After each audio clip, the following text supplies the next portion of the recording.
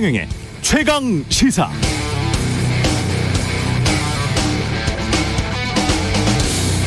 네, 최근 열린 G7 정상회담에 초청된 나라들 몇몇을 보면 인도, 인도네시아, 세네갈, 남아프리카 공화국 등인데요. 서방의 러시아 제재에 동참하기를 꺼려온 나라들, 그러면서 미국과 중국 두 나라와 다 친한, 그러면서도 전략적 모호성을 유지하고 있는 나라들입니다. G7 정상회담에 이어서 열린 나토 정상회담에서도 최근 국호를 튀르키예로 바꾼 터키가 가장 주목을 받았습니다. 그럴 수밖에 없는 것이 핀란드, 스웨덴의 나토 가입을 반대하다가 막판에 입장을 바꿔서 찬성했거든요. 나토 회원국이고 우리처럼 미군 기지가 있고 한국 전쟁에도 참전했던 우리 혈맹 중에 하나가 터키, 튀르키예죠. 그런데 본인들 국익에 맞지 않는다고 생각하니까 미국이나 유럽 서방 국가들의 압력에도 불구하고 계속 핀란드와 스웨덴의 나토 가입을 반대해 왔습니다.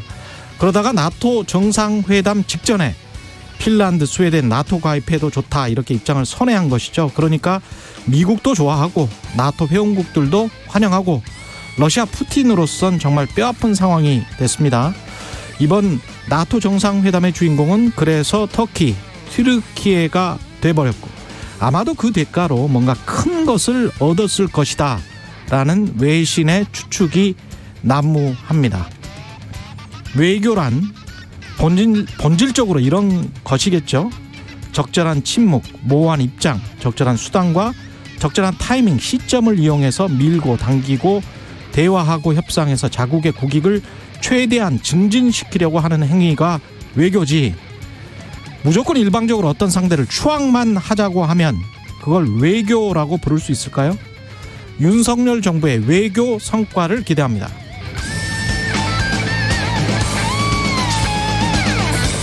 네, 안녕하십니까. 6월 30일 세상에 이익이 되는 방송 최경영의 최강시사 출발합니다. 저는 KBS 최경영 기자고요. 최경영의 최강시사 유튜브에 검색하시면 실시간 방송 보실 수 있습니다.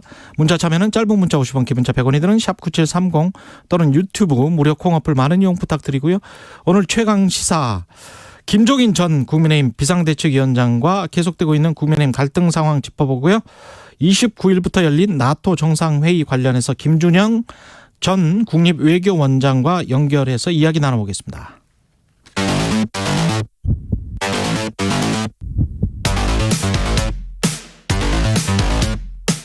오늘 아침 가장 뜨거운 뉴스 언박싱.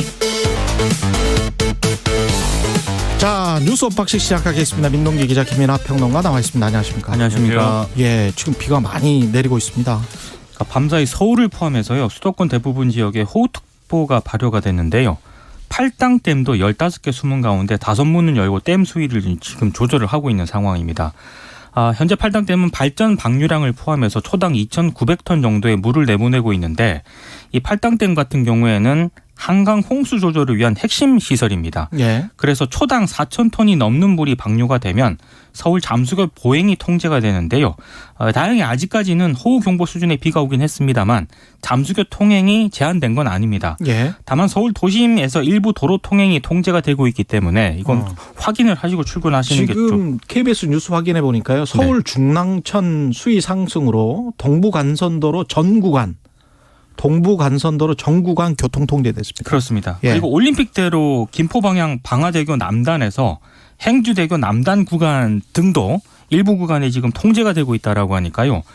출근하시기 전에 확인하시고 나가는 게 좋을 것 같고요. 특히 출근 시간에 많은 비가 예보가 돼 있기 때문에 침수 위험 지역 이것도 미리 확인하시고 나가시는 게 좋을 것 같습니다. 예.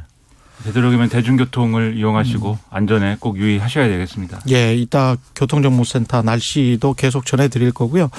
한미일 세 정상이 만나서 대북 삼각 협력을 강조했습니다. 어제 25분가량 이제 정상회담을 했는데요. 이 3국 정상이 북핵 문제에 대해서는 북핵 문제가 동아시아와 국제사회에 심각한 위협이 된다. 여기에 인식을 같이 했고요. 그리고 당면한 지역 및 글로벌 문제 대응 과정에서 한미일 간 협력이 기여하다는 데 공감을 했다라고 대통령실이 전했습니다. 그러니까 북핵 등 전통적 안보 사안을 넘어서 글로벌 현안 전반에서 삼국 공조를 강화하자 이런 취지가 이제 담긴 것으로 보이는데 아무래도 아시아 태평양 지역 삼국의 밀착 행보를 재확인했다는 점이고요. 언론들은 이걸 중국 견제 메시지가 담긴 것으로 해석을 하고 있습니다.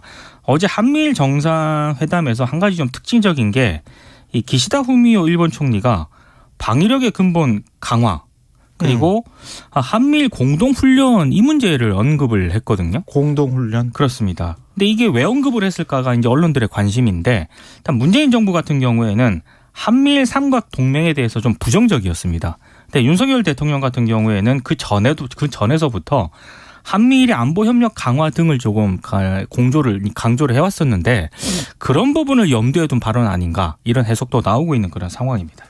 일단 한미일 정상회담이라는 이벤트 자체의 성격에 대해서 생각을 해보면은 미국 입장에서 보면은 이런 겁니다. 유럽에서의 이제 중국하고 러시아의 견제용 어떤 구도가 나토를 중심으로 지금 메시지가 재편되고 있는 그런 상황이라고 하면은 이 동아시아 지역에서의 견제 구도는 이제 특히 중국을 겨냥한 이 견제 구도는 역시 이제 인도태평양 전략에 입각하는 것이고 그중에 핵심이 이제 일본인 거고 그다음에 거기에 더해서 이제 우리인 거죠.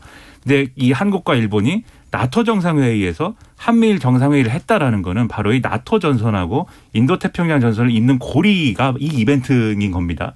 그럼 미국 입장에서 보면은 유럽에서부터 시작해가지고 이 일본, 한국에 이르는 데까지 이게 폭넓은 어떤 반중 반러 전선을 형성할 수가 있는 것이기 때문에 그러한 이벤트를 감안해서 이제 지금 이걸 추진했다라고 볼 수가 있고요. 여기서 나온 이제 메시지나 이런 걸 봐도 그런 이제 흐름이 명확합니다. 바이든 대통령이 북핵 문제는 우리의 주된 관심사입니다만 북핵 문제를 거론하면서 인도태평양 문제 같이 얘기했고 러시아의 우크라이나 침공 얘기 같이 했습니다. 그러니까 이거는 이제 미국의 관심사가 상당히 많이 실려 있는 거고 일본의 경우에는 또 이걸 통해서 목적하고 있는 바가 지금 말씀하셨듯이 명확해요. 일본은 뭐 기시다 후미오 총리가 뭐 비둘기 파다 뭐 이런 여러 가지 얘기가 있었습니다만 결국은 개헌을 해야겠다는 것은 일관된 어떤 정책 목표이고 그 개헌이라는 거는 결국 이제 재무장을 하는 거 아니겠습니까? 이 지금 이제 이 중국과 러시아에 대한 대응 그리고 북핵 문제에 대한 대응을 하려면 이제 공동 군사 훈련이나 그런 것들을 해야 되고 그런 걸 잘 하려면 일본은 방위력을 강화해야 된다. 라는 게 기시다 후미오 총리의 입장이에요. 지금 어제 얘기한. 그래서 그런 걸 토대로 해보면은 지금 이 한미일 정상회담에서 나온 여러 가지 협의나 이런 결과를 가지고 일본은 명확하게 군사력 강화 나아가서는 적기지 타격 능력 뭐 지금 반격 능력이라고 얘기하는데 거기까지 가서 군사적 영향력을 확대하겠다라고 하는 그런 이제 목적을 달성하겠다라는 게 상당히 큰 거죠. 그러면 우리는 이제 어떤 걸 달성하는 거냐 이 한미일 정상회담에서 뭘 달성하기 위한 어떤 그런 이벤트였던 거냐. 에 대해서는 추가적인 이런 판단과 해석이 좀 필요한 부분이 있습니다. 윤석열 대통령은 대한민국이 자유민주주의와 인권, 법치주의의 수고에 적극 앞장설 것을 천명하러 여기에 온 것 이렇게 이야기를 했잖아요. 네.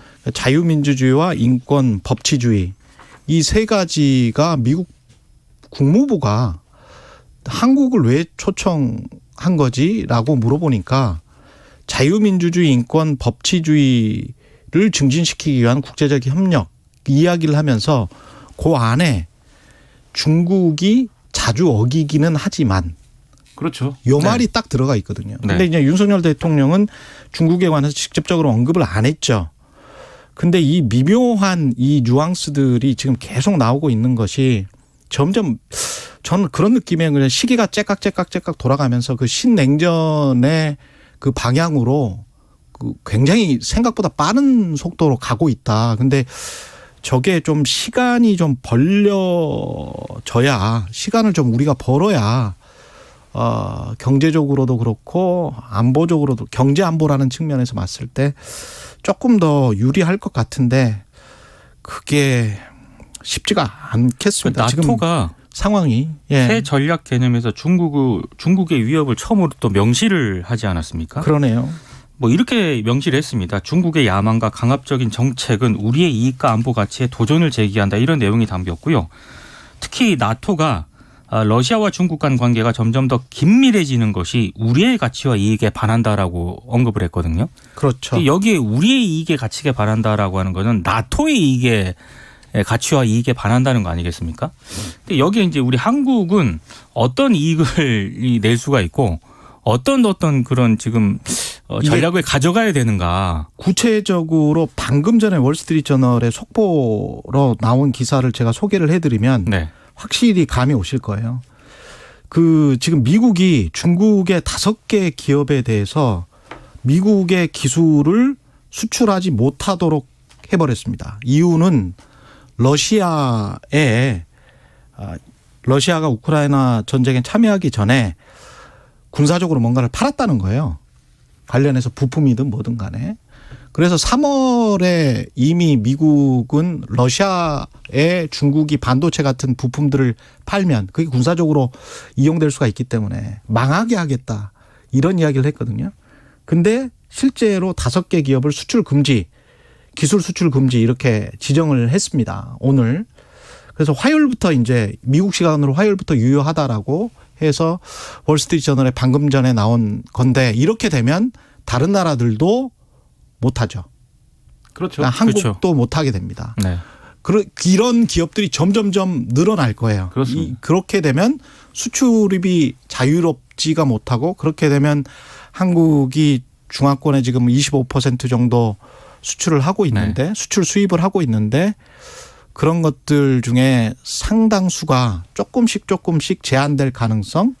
근데 그 속도가 지금 제가 예상하는 것보다 훨씬 더 빨리 오고 있고 그걸 미국이 적극적으로 하고 있습니다. 나토 정상회담 직후에 지금 이런 조치들이 그냥 나와버리고 있으니까요. 그러니까 유럽의 상황 돌이켜 보시면은 그 경제적인 이해관계 때문에 러시아가 우크라이나 침공했던 개전 초기에 러시아에 대해서 할 말 못하는 거 아니냐 이런 분위기가 있었고 중국에 대해서도 미국이 주도하는 이제 반중 어떤 캠페인에 대해서 중국하고의 이제 경제적 연관관계가 크니까 이거에 대해서 또 할 말 못하는 거 아니냐 이런 게 있었는데 시간이 지나면서 그리고 나토 정상회의를 기점으로 해가지고 미국이 고삐를 확 당기는 거죠. 그렇죠. 이 경제 안보 양쪽으로 그런 모습이 나타나고 있는 건데 이런 경제적인 측면까지 있다 보니까는 우리도 이제 거기에 대해서 뭔가 이제 설명을 해야 될 필요가 있지 않습니까? 그렇죠. 대통령실의 입장에서는. 근데 이런 얘기가 나오더라고요. 일단 윤석열 대통령이 나토 정상회의 참석과 별개로 프랑스 대통령, 네덜란드 총리, 폴란드 대통령, 덴마크 총리 등과 양자 정상회담을 진행을 하는 과정이 있었는데 이런 과정에 대해서 최상목 대통령 경제수석이 브리핑을 했습니다. 이게 새로운 수출 주력 산업에 대한 정상 세일즈 외교의 시작이다. 그러니까 이 정상들을 만나서 원전 수출도 논의하고 그다음에 방산에 대한 이 방위산업에 대한 수출이나 이런 것들도 논의하고 이런 과정이다. 그리고 네덜란드의 경우에는 이제 핵심 반도체 생산 장비 제작 업체인 ASML이 있는 나라니까 이것도 경제적으로 도움이 된다라고 얘기를 하면서 이 얘기를 했어요. 지금 경제적 측면에서 왜 유럽이냐라고 묻는다면 성장 동력의 확충 때문인데 중국의 성장이 둔화되고 내수 중심 전략으로 전환이 되는 상황이기 때문에 지난 20년간 우리가 누려왔던 중국을 통한 수출 호황의 시대는 끝나고 있다. 그래서 중국의 대안인 시장이 필요하고 다변화가 필요하다. 이렇게 얘기를 했거든요. 근데 요거는 정확한 분석이 좀 필요한 얘기라는 생각이 드는 게 유럽의 수출 다변화를 시도해가지고 중국에서 이런 안보와 경제 환경의 변화 때문에 중국에서 일어나는 누수를 이게 대체할 수 있는 거냐. 이 산업 구조가 정확하게 그렇게 맞아 돌아가는 거냐.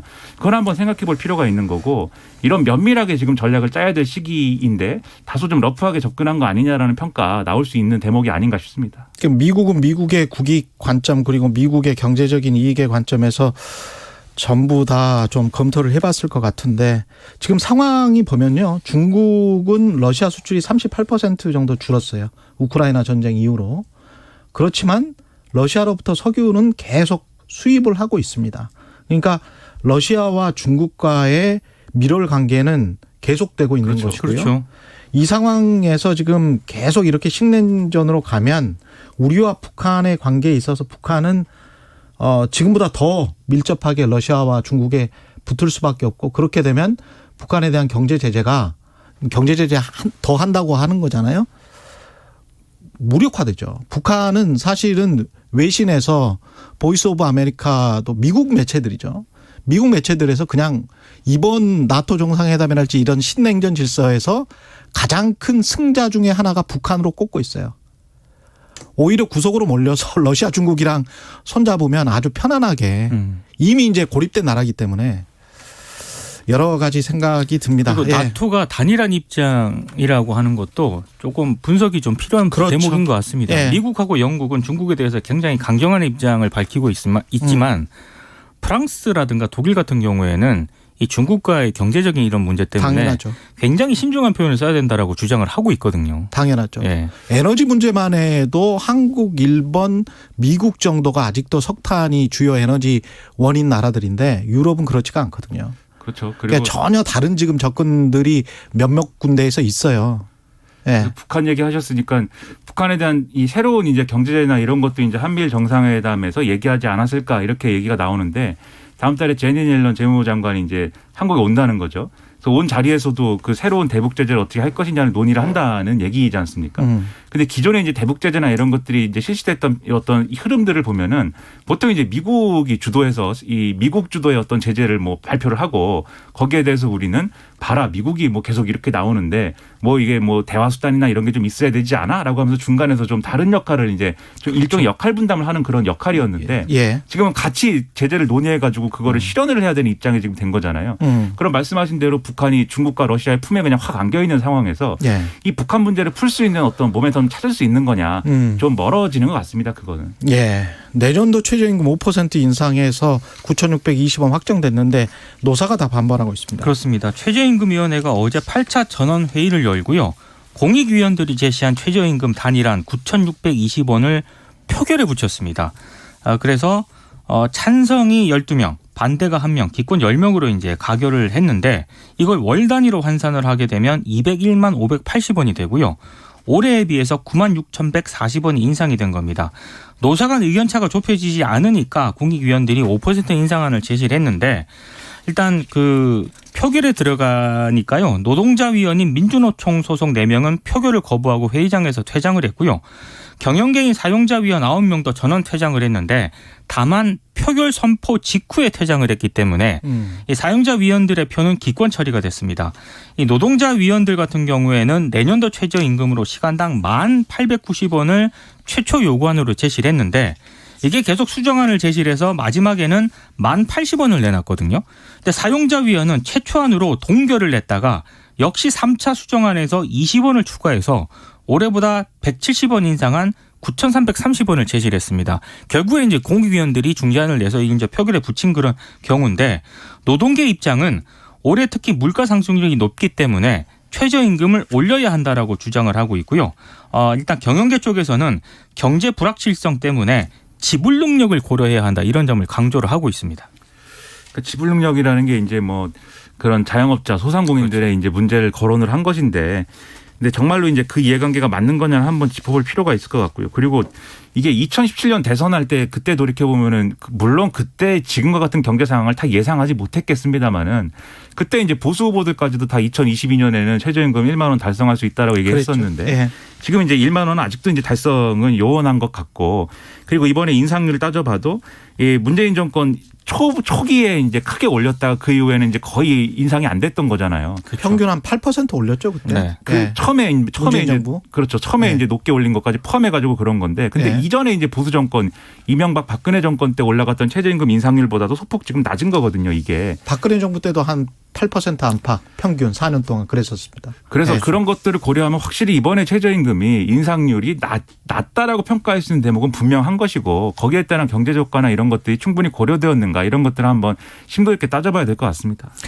이준석 국민의힘 당대표가 상당히 지금 몰리는 형국입니다. 일단 어제 경북 포항을 방문을 했거든요. 예. 포항을 왜 방문을 했는지를 두고 이런저런 말들이 나오고 있는데 최근 포항에서는 이준석 대표가 혁신위원 5명을 지명했다고 주장을 하면서 갈등을 빚었던 김정재 의원의 지역구가 있는 곳입니다. 그래서 이런 김정재 의원을 겨냥한 불만을 우회적으로 나타낸 행보 아니냐 이런 해석이 나왔는데 왜 이런 해석이 나왔냐면요. 과거 대선 기간에도 대표 패식 논란이 불거졌을 때 장제원 의원의 지역구인 부산 사상구 당원협의회를 갑자기 방문한 적이 있습니다. 그랬죠. 네. 이번에도 그런 것 아니냐 이런 논란이 불거졌는데 여기에 대해서는 전혀 관계가 없다라고 미리 잡혀있는 일정이었다라고 일단 이준석 대표 측은 주장을 하고 있고요. 그리고 최근에 이준석 대표의 면담 요청을 윤석열 대통령이 거절을 하면서 의제나 사유를 사전에 밝혀달라고 통보했다. 이런 내용의 보도가 하나 있었습니다. 그랬죠. 이게 이제 여권 핵심 관계자발로 보도가 됐는데 이 보도에 대해서 이준석 대표가 이건 누가 말했는지 확인되지 않은 발언이고 대통령실에서 그와 상반된 입장이 나온 것으로 알고 있다. 그러면서 누군가 의도적으로 대통령실과 당 사이에 불화를 일으키기 위해서 익명 인터뷰를 하고 있다라고 생각을 한다. 일종의 음모론을 지금 제기를 하고 있는 그런 상황입니다. 그러니까 이게 이준석 대표 입장에서는 7일까지 이 전쟁의 정점이다라고 보는 것 같아요, 지금. 그래서 굉장한 이제 당 내용, 지도부 사이의 내용이 이렇게 계속 펼쳐질 것 같은데 지금 이제 익명 인터뷰 얘기하는 거는 정확하게 이제 이게 뭘 얘기하는 건지 좀 의문이에요. 왜냐하면 정확하게 얘기를 하면은 여권 핵심 관계자발 인터뷰에 나온 거는 이제 지금 말씀하신 대로 대통령이 면담 요청 거절하면서 다음부터 이렇게 면담 요청하려면은 사전에 의제나 사유 밝혀라라고 통보했다라는 거였는데 이준석 대표가 얘기하는 대통령실에서 그와 상반된 입장이 나왔다라는 거는 뭐냐면 그게 꼭 뭐 이준석 대표의 요청을 거부하기 위해서 뭐 구실로 든 게 아니라 당연히 이제 여당 대표든지 누구든지 대통령과의 어떤 면담을 요청을 하면은 사유가 뭔지는 물어보는 건 뭐 당연한 거 아니냐 이렇게 얘기했다는 거거든요. 근데 이게 그러면은 여권 핵심 관계자발 익명 인터뷰하고 완전히 이제 배치되는 얘기냐. 그것도 이제 뭐 정확하게는 그런 거냐는 좀 의문이 있는 거죠. 그러니까 이준석 대표가 지금 상황에 대해서 그 성상납 의혹이라든가 이런 거를 두고 윤리위에서 이 문제를 다루는 거에 대해서 계속 어떤 배후를 상정하고 그 배후에서 뭔가 전략이 움직이고 있다라는 이제 전제로만 접근을 하는데 저는 뭐 그렇게만 볼 수 있는 상황이냐. 어차피 윤리위에서는 결론을 내야 되는 거잖아요. 7일 날. 그래서 계속 그렇게만 접근할 거냐에 대해서는 오히려 그거에 대한 이제 역효과도 이제 생길 수 있는 시점이 아닐까라는 생각이 들고요. 그리고 반대편에 있는 사람들도 너무 이거를 공개적으로 이 언론을 통해서 계속 전쟁하듯이 이렇게 하는 게 결국 어떤 결과를 가져올 것이냐. 부정적인 결과거든요. 결국은. 그래서 그런 것들 입장에서는 그렇죠. 예. 그런 걸 서로 가늠하지 않고 뭐 이렇게 가는 게 과연 대통령에겐 또 도움이 되겠는가. 여러모로 의문스러운 여당의 지도부의 내용입니다. 이따 한번 김종인 전 비대위원장 모시고 이 이야기도 좀 나눠봐야 되겠습니다. 민주당 당권 경쟁 짧게 이야기를 하죠. 강병원, 강훈식, 박용진, 박주민도 잇따라 출마를 선언하거나 선언할 예정이다. 강병훈 의원은 일단 출마를 선언을 했고요. 예. 그리고 강훈식, 박용진, 박주민 의원도 이번 주 다음 주 초쯤 잇따라 출마 회견을 할 것이다 이런 보도가 나오고 있습니다. 그리고 이재명 의원 같은 경우에는요. 최근 여의도 인근의 전당대회 경선 캠프 사무실을 물색을 하고 있다라고 하거든요. 그래서 이르면 7월 초에 출마를 선언을 할 것이다라는 보도가 나오고 있는데 여전히 그럼에도 불구하고 민주당 안팎에서는 이재명 의원이 출마를 하게 되면 결국에는 이재명 의원이 되지 않겠느냐 이런 의견이 좀 다수인 것 같고요. 그래서 안 나와야 한다. 뭐 그런 의견도 여전히 지금 존재를 하고 있는 상황입니다. 이게 논리가 항상 중요한데 논리와 맥락과 그 명분이 중요한데 예. 이준석 대표 생각을 해보시면은 어쨌든 국민의힘에서 대표가 될 때 어떻게 당내 기득권이 있었는데 어떻게 이준석이 대표가 됐을까라는 분석을 많이 했잖아요. 근데 그때 생각을 해보면은 예. 이 첫째로 정권 교체를 하고 싶다라는 여론이 국민의 여론이 있었던 것이고 둘째 교체를 해야 되면은 국민의힘이 해야 될 텐데 국민의힘이 거듭나지 못해가지고 안 될 것 같다라는 우려가 있었던 것이고 그런데 셋째 이준석 대표가 어쨌든 대표가 되면은 국민의힘이 좀 변할 수 있을 것이다라는 기대가 있었지 않았습니까? 예. 이 세 가지 조건이 맞으면서 이준석 대표가 바람을 타고 대표가 된 거거든요. 막 여론조사에서 압도적이었죠. 그렇죠. 예. 세대 교체론이 민주당에 그와 비슷한 어떤 그런 걸로 적용이 되려면 국민들이 이 97세대라는 사람들이 대표가 되면 혁신을 할 수 있을 것이다. 당이 많이 그렇죠. 바뀌겠구나. 기대감을 불러일으키는구나. 이런 게 있어야 되는데 그러네요. 지금 사실 그런 게 있느냐. 냉정하게 말하면 그런 게 없지 않습니까? 그래서 지금 막 출마 선언이 잇따를 거라고 하는데 그러네요. 그런 메시지를 가지고 경쟁했으면 좋겠고 어제까지는 없었는데 오늘부터는 있을 것인지를 주목을 하겠습니다. 어떻게 바꿀 거라는 얘기를 하면서 좀 경쟁을 했으면 좋겠어요. 네, 뉴스 언박싱 민동기 기자 김민아 평론가였습니다. 고맙습니다. 고맙습니다. KBS 1라디오 최경영의 최강시사 듣고 계신 지금 시각 7시 44분으로 향하고 있습니다. 오늘 오전까지는 중서부 지역을 중심으로 천둥, 번개 동반한 시간당 50에서 100mm의 매우 강한 비가 쏟아지겠습니다. 산사태, 축대 붕괴 등 피해 없도록 주의하셔야겠습니다. 어제 오후부터 내린 비의 양이 서울 81mm, 서산 279, 당진 245mm, 용인 162mm 등입니다. 앞으로 중부지방으로 50에서 100, 수도권 강원도로는 200mm 이상 더 오겠습니다. 충청권 남부와 경북은 내일까지 20에서 70, 강원 동해안과 남부 내륙은 5에서 40mm가량 오겠습니다. 천둥, 번개, 돌풍까지도 주의하셔야겠습니다. 전선이 위로 이동하면서 폭염특보가 남쪽부터 조금 더 확대되기 시작하겠습니다. 오늘 대구는 34도까지 오르겠고요. 서울의 낮 기온 26도 등 25에서 34도의 분포입니다. 경북 제주는 폭염특보 발효 중입니다. 내일은 서울의 낮 기온이 30도까지 오르겠습니다. 지금 서울의 기온은 22도입니다. 날씨 정보였고요. 다음은 이 시각 교통 상황 알아보겠습니다. KBS 교통정보센터의 김한나 씨입니다. 네, 지금 서울 시내는 동부간선도로 전 구간이 양방면으로 전면 통제되고 있습니다. 성수분기점에서 수락 구간인데요. 이곳 지나시는 분들 미리 우회 운전하시는 게 좋겠고요. 또 양재천교 하부도로입니다. 영동 1교에서 양재천교 구간과 또 불광천 증산철교 하부도로 양방면도 전면 통제되고 있어서 주의하셔야겠습니다. 분당투서로 성남 방면으로는 탄천 1교에서 수서 쪽으로 고장난 차량 서 있습니다. 1차로가 막혀 있어서 주의하셔야겠고요. 고속도로도 지금 곳곳으로 사고가 많아서 주의 운전하셔야겠는데요. 중부고속도로 하남 방면 남이천 나들목 부근 그리고 곤지암 부근에서 사고를 처리하고 있어서 부근으로 정체 심합니다. 또 중부 내륙고속도로 양평 방면으로는 괴산 나들목에서 충주 나들목까지 사고 여파를 받아서 정체되고 있습니다. 목적지까지 안전운전하시기 바랍니다. KBS 교통정보센터였습니다.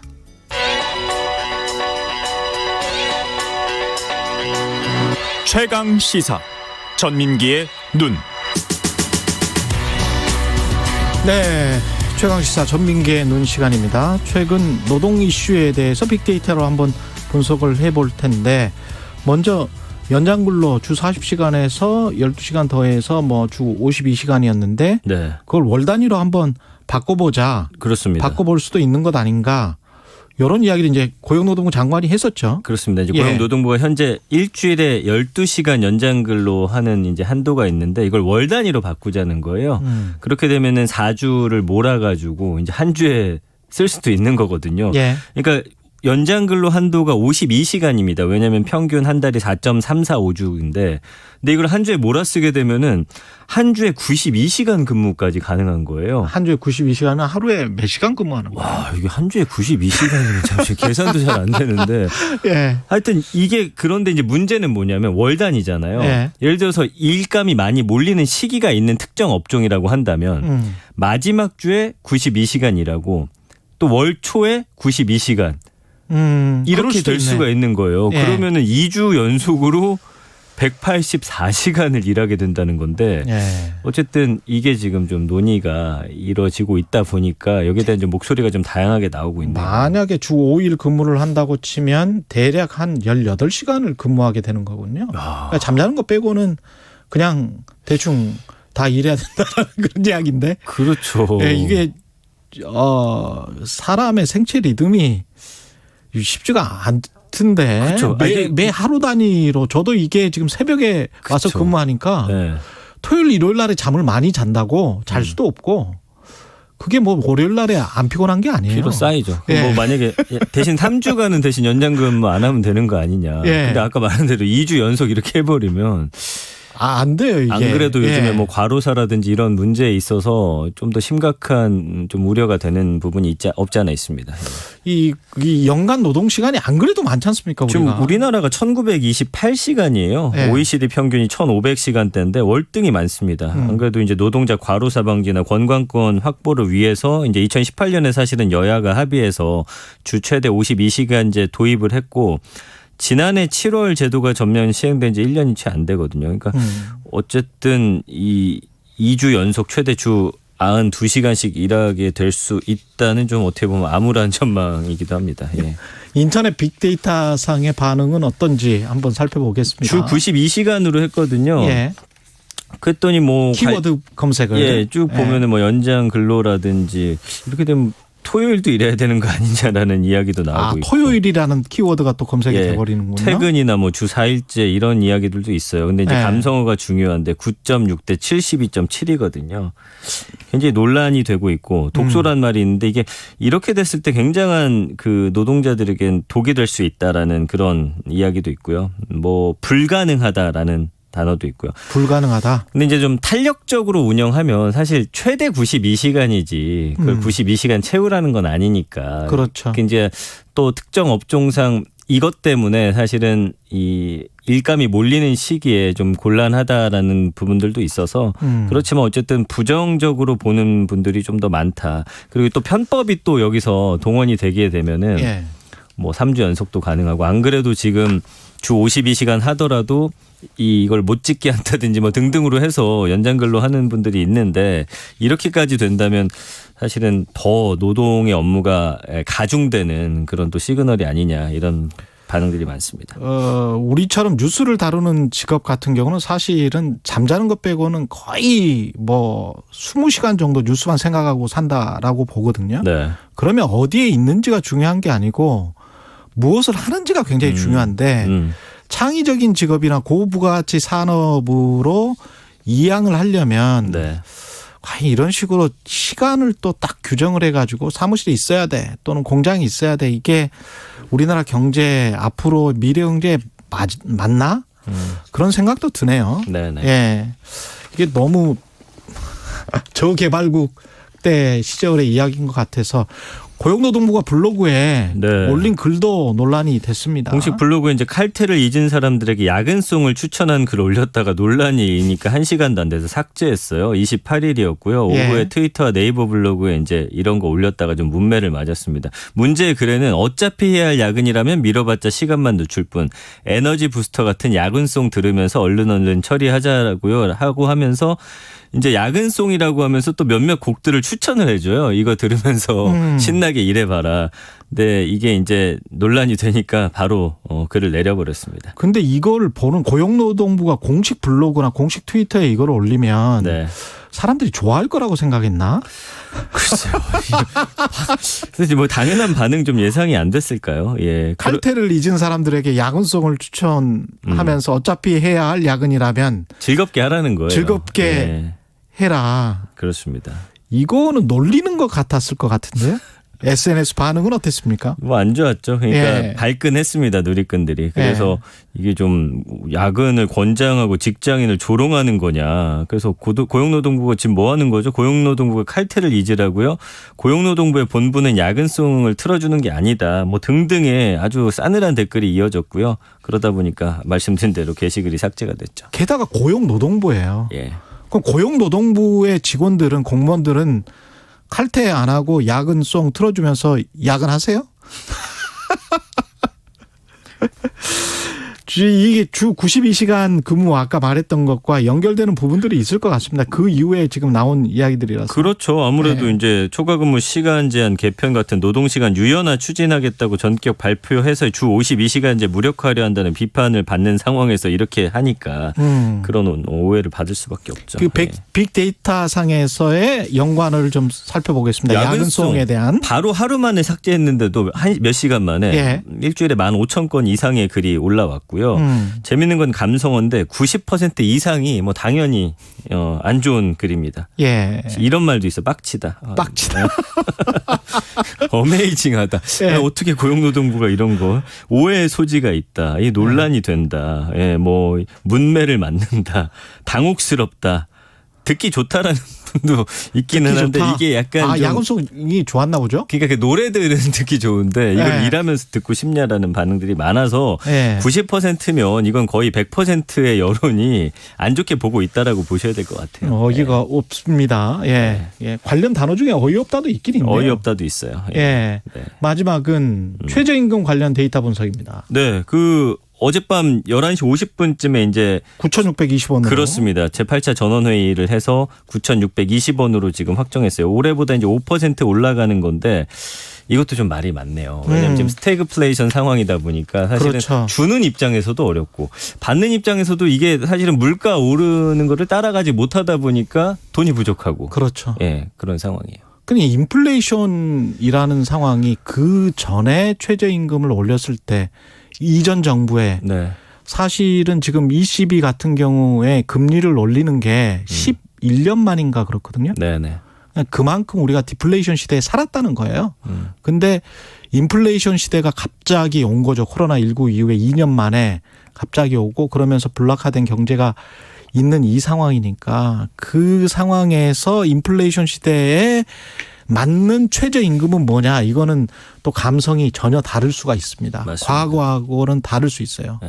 왜냐하면 먹고 사는 생계비가 훨씬 더 중요하게 되는 상황일 수 있거든요. 인플레이션 시대면. 그런 것들이 좀 사람들을 다른 입장에 처하게 하는 것 같습니다. 그 전에는 보면 자영업 걱정하시는 분들이 굉장히 많았거든요. 네. 예. 출근길 야근송 92시간제 정책에 관해서 많은 의견을 보내주고 계시는데요. 야근송 관련해서 김순자님은 본인들은 못하면서 남보고 하라니. 이경희님은 92시간제 관련해서 사람은 규칙적인 생활을 해야 합니다. 과로사 늘어날 듯 이런 말씀하셨습니다. 지금까지 전민기의 눈이었습니다. 고맙습니다. 감사합니다.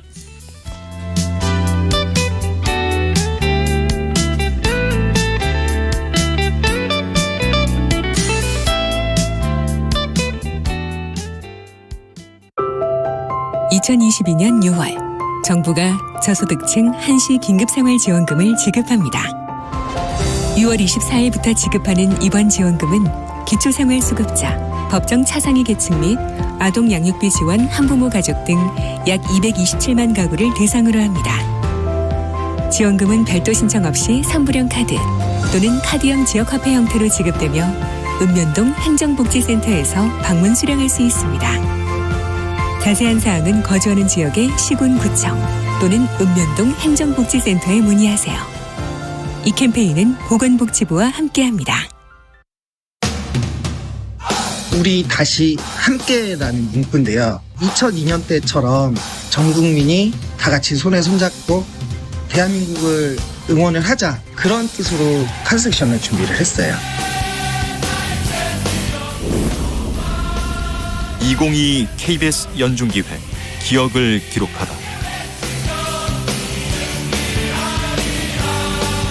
붉은 악마 서울 지부장을 맡고 있는 조호태라고 합니다.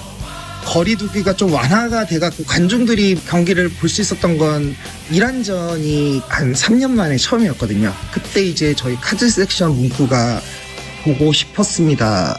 관중들은 선수들을 경기장에서 보고 싶었고, 선수들은 관중들을 보고 싶었고, 그 문구를 딱 보니까 꽉 찬 관중들도 있고 하니까 다른 때에 비해서 더 감동이 많이 있었던 경기 같아요. K리그에서 선수들이 잘 뛰고 K리그가 발전을 해야지 제2, 제3, 제4의 손흥민도 나오고 차범근도 나오고 그럴 거거든요. K리그에 관심을 가져주신다면은 우리나라가 이제 월드컵 가서 더 좋은 성적을 내지 않을까. 또 국민 여러분들께서는 어저께 축구 이겼지 뭐 이제 그러면서 더 힘든 일을 잠시 잊어버리시지 않을까. 붉은 악마 원년 멤버 조호태 서울 지부장은 기억합니다. 붉은 악마는 대한민국을 송두리째 바꿔놓았습니다. 백의 민족의 역사를 새로 쓴 붉은 물결. 전 세계가 주목할 만큼 뜨겁고 열정적인 응원 문화. 월드컵도 K리그도 우리 다시 함께. 붉은 악마는 전 국민이 응원하고 전 국민을 응원합니다. 당신과 대한민국의 기억 KBS가 기록합니다.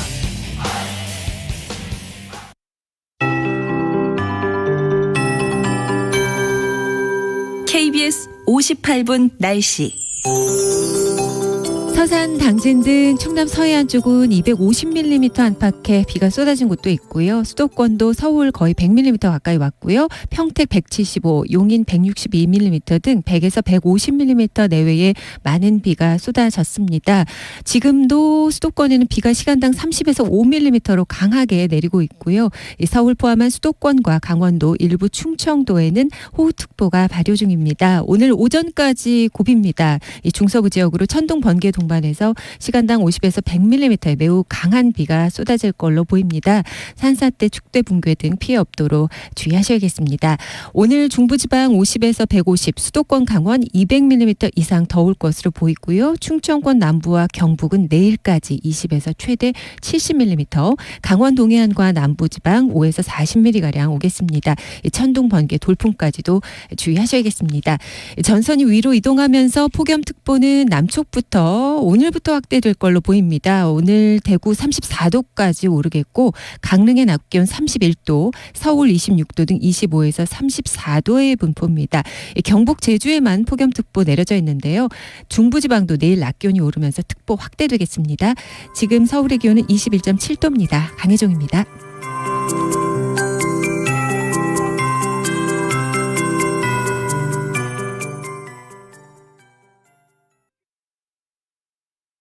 정성을 다하는 국민의 방송 KBS가 8시를 알려드립니다. AM 711kHz, FM 97.3MHz, KBS 1라디오입니다. HLKA.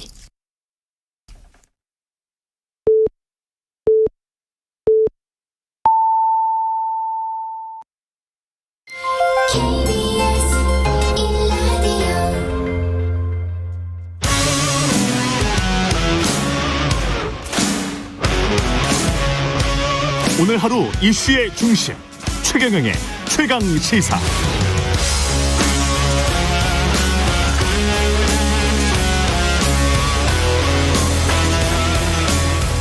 네, 국민의힘에 소속된 많은 의원은 오로지 대통령만 쳐다보고 사는 집단 아닌가. 그러니까 정치적으로 크게 발전할 수가 없는 것이다. 국민의힘 의원 모임인 미래혁신포럼에 참석해서 가감없이 쓴소리를 던진 김종인 전 비대위원장 모셨습니다. 안녕하세요. 안녕하세요. 예. 오랜만에 모셨는데 오늘 또 비가 이렇게 폭우가 내리는 와중에도 와주셔서 고맙습니다. 예.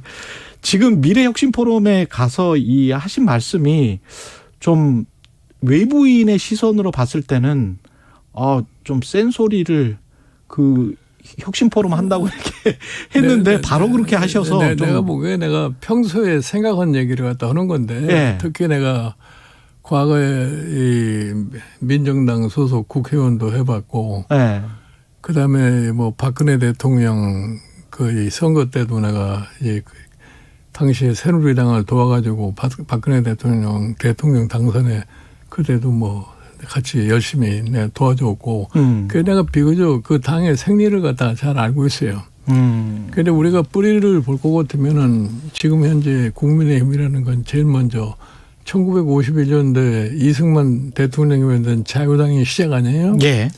이게 60년에 이제 4.19로 인해서 몰락을 했는데 그다음에 이제 5.16이 나고 난 다음에 박정희 당시에 최고의 의장이 대통령 출마하고 해서 만든 당이 공화당 아닙니까? 예. 그래서 그 공화당이 1979년까지 지속이 된 거예요. 그러다 박정희 대통령이 이제 세상을 떠나시고 난 다음에 그다음에 이제 전두환 대통령이 민정당. 뭐 국보위 만들고 해서 결국은 대통령을 81년에 출마하기 위해서 만든 게 민정당 아니에요. 그렇죠. 그것이 연속되어 온 것이 오늘날에서의 국민의힘이에요. 그러니까 사실은 이 정당이 너무 솔직하게 얘기하면은 대통령이 만든 정당들이다 그러냐. 그래 거기 소속원이라는 사람들이 전부 다 대통령의 눈치만 보고 살아온 거죠. 그러니까 당이 스스로의 이런 소생력이 별로 그렇게 강하지 못한 거예요. 그래서 내가 지난번 2020년 지금 21대 총선 끝나고서 당시에 미래통합당이 완전히 그냥 총선에서 대패를 하고 그 또 뭐 비대위원장을 해달라고 가서 보니까 역시 내가 생각하는 거하고 별 차이가 없어요. 예. 그러니까 당이 항상 자기 자생력을 갖고 살라고 할 것 같으면은 당 내부가 좀 결속하는 맛도 있고 당 내부가 생존을 위한 어떠한 몸부림도 칠 줄 알고 시대의 변화에 따라서 변화할 줄도 알고 이래야 되는데 그런 게 잘 되지 않는 그런 모습을 보이는 것이 지금 국민의힘의 형태다 이런 얘기예요. 그러니까 이건 세상이 많이 변하고 이제는 민주주의를 우리가 정착시켜 나가는 그런 과정에 있기 때문에 민주정당으로서의 역할이 뭐라고 하는 것을 갖다가 좀 분명히 알고 당이 좀 앞으로의 진로를 개척해 나가는 그런 방향으로 갔으면 좋겠다 해서 내가 그런 얘기를 한 겁니다. 당의 자율성이랄지 이런 것이 있어야 되는데 윤석열 대통령의 정당으로 되고 있다? 됐다? 이렇게 보시는 겁니까? 그러니까 반드시 또 그렇게 되지도 않는 것 같아요. 예. 예를 들어서 대통령이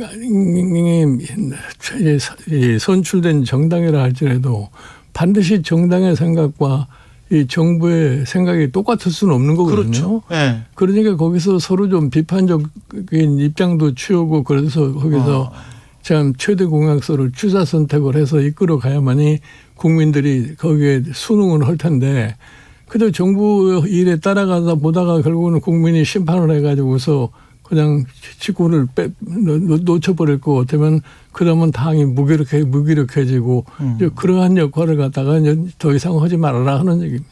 그럼 미래 혁신 포럼이 그런 역할을 하게 될까요? 아니면은 윤석열 대통령의 어떤 보조적인 역할만 하게 될까요? 그게 이제 우려스러워서 내가 말씀하신 보기에 그 미래 혁신 포럼이라는 것은 예. 내가 들어보니까 장재원 의원이 21대 국회가 시작이 돼가지고 그때는 뭐 윤석열 대통령이라는 분이 거론도 되지 않았을 때 그때 이미 소위 혁신을 위해서 혁신 포럼이라는 거를 하나의 국회 공부 모임으로 만들었다고 그러니까 거기에서 이제 모여서 항상 그 국회에 있어서의 공부 모임이라는 게 처음에는 그렇게 출발해가지고서 나중에 볼 것 같으면 별로 큰 결과도 못 내고 하는 그러한 것인데 그 이번에 사실 내가 거기 가서 강의를 하게 된 계기가 뭐냐면은 장재훈 의원이 나보고 자기가 혁신 포럼을 갖다가 21대 발족을 시켰는데 예. 그동안에 몇 차례에 걸쳐서 뭐 대통령 후보들이 가서 자기 의견을 제시를 하고 거기에서 마치 대통령 후보가 나올 것처럼 그런 역할도 했는데 결국 가서 이제 윤석열 대통령이 되지 않았어요. 그런데 그 이제 혁신 포럼이 지난 코로나 바이러스 때문에 한 2년 가까이 모임을 못 했는데 이번에 다시 모임을 갖다가 시작하려고 그러는데 뭐 우리나라의 혁신에 갈 길이 뭐냐 하는 이런 얘기를 좀 해줬으면 좋겠다. 그래서 내가 다 강의를 한 거예요. 뭐 밖에 언론에서 얘기하는 식으로 뭐 이런저런 추측들을 많이 하는데 그것과는 전혀 관계가 없습니다. 전혀 관계가 없다. 네. 근데 미래 혁신 포럼이 그렇게 정치 세력화해서 윤석열 대통령의 어떤 정당의 어떤 전위대 역할을 할 가능성은 있습니까? 내가 보기에는 뭐 그럴 거라가 아니라 이게 하나의 공보 모임인데 네. 그게 어떠한 괴파의 하나의 세력으로다가 등장할 거라고 그렇게는 생각하지 않아요. 아, 그렇습니까? 그 지금 현재 그 친윤계 이준석 당대표 사이의 갈등 이렇게 그 윤리위의 진행 과정을 보고 계십니까? 아니면 이준석 당대표의 어떤 일탈적인 행동 때문에 당연한 어떤 수순으로 윤리위의 결정에는 뭐 이런 나는 그 사실은 이준석 대표가 예. 윤리위에 해부됐다고 하는 얘기를 들었을 때 무엇 때문에 그러한 일이 벌어진지를 잘 몰랐어요. 예. 네, 몰랐는데 그게 이제 진행되는 과정 속에서 뭐 이러쿵 저러쿵 얘기가 많이 나고 하는데 사실은 윤석열 정부가 지금 출범을 해가지고서 사실은 여당이 좀 결속을 해가지고서 지금 정부를 갖다가 지금 보좌를 해줘야 되는 그런 입장에 있는 거 아니겠어요? 예. 예를 들어 특히 이 정부가 여소야대 상황에 있기 때문에 당의 기능이 좀 보다 원활하게 해서 지금 야당과의 사실 협치를 잘 이끌어갈 수 있는 그런 역할을 해줘야 되는데 지금 초기에 당내 사정이 상당히 불안정한 상태에 있어가지고 그런 역할을 갖다 하지를 못하는 거예요. 예. 그냥 국민의 입장에서 볼 것 같으면 굉장히 짜증스러운 모습이 아닌가 그렇게 생각을 해요. 지금 우리 국회를 볼 것 같으면은 여구 야구 간에 당이 단합된 모습을 보이지 않고 서로 갈등 구조에 놓여가지고서 그냥 논쟁만 하고 있으니까 과연 저 국회가 과연 국정을 수행하는데 무슨 역할을 할 것이냐 하는 것에 대한 일반 국민의 회의가 굉장히 높아지는 것 같은 그런 상황인 것 같습니다. 예. 이 이준석 당대표는 어떻게 이게 정리가 돼야 되는 건지 아니면은 이 당권을 향해서 뭐가 벌어지고 있는 것 같은데 어떻게 보십니까? 그래 내가 보기에는 이제 뭐 지금 윤리위원장이 발표하기를 7월 7일 날 최종 판단을 한다고 예. 그러니까 어떤 판단이 나오나 그때까지 좀 기다려 볼 수밖에 없지 않느냐고 봐요. 근데 보도들이 뭐 박성민 비서실장도 박성민 의원도 사의를 표명할 것 같다라는 이야기가 있고 뭐 이런 것들이 전반적으로 이준석 당대표를 압박하는 그런 모양새들이거든요. 글쎄요, 내가 보기에 뭐 지금 나도 오늘 아침 신문에서 봤는데 예. 비서실장이 뭐 오늘부로 그렇죠. 사퇴를 한다 이렇게 얘기를 했는데 그러니까 뭐 어떠한 상황을 갖다 전제로 해서 사퇴를 하는 건지는 잘 모르겠어요. 방금 사의를 표했다고 합니다. 예. 방금 사의를 표했다고. 예. 예. 그러면은 하여튼 이 당이 하여튼 7월 7일 날 윤리가 판단을 한다고 그러니까 그 인류의 판단이 어떻게 될지 모르겠습니다만은 그게 끝나고 나면은 하는 조속히 당을 안정화시키는 노력을 갖다가 해야 되지 않나 이렇게 생각을 합니다. 윤석열 정부의 국정 운영과 관련해서는 어떻게 평가하시는지도 궁금하고 지금 경제 상황이 너무 어려워서 경제학 박사 시기도 하고 그러세요. 지금 사실은 상황을 보면은 예. 윤석열 정부가 굉장히 긴장을 하지 않으면 안 되는 상황이 아닌가 해서 생각을 해요. 긴장해야 된다. 네, 어저께 어느 여론조사기관의 발표를 보고 보면 지금 지지도가 45%밖에 되지 않고 네.